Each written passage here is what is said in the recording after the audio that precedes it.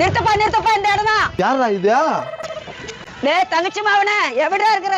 ஏய் பெரியம்மா உங்க தான் தேடிங்க அப்படியே மெனி புடிச்சு போடுவேன். என்னடா ஒரு பெரியதா காரியப்பா இப்படி சொல்றியடா?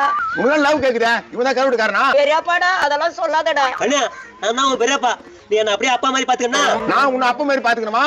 அப்படியே மெனி புடிச்சு மாட்டி விட்டுருவேன். யாரா நீ? டேய் பெரியம்மாடே சட்டாப்படா, உனக்கு பெரியப்பாடா. காலமச்ச குடும்பம் போலுதுடா இவங்க குடும்பம். ஏய் வடி வேசாயா என்ன பேசிங்கற? அப்படியே விட்டுனா போலத்துல போய் விடுவேன் போடா. ராஸ்மிகாவோட அம்மான்னு பாக்குறேன், அவன் தான் தெரிஞ்சுக்கோ.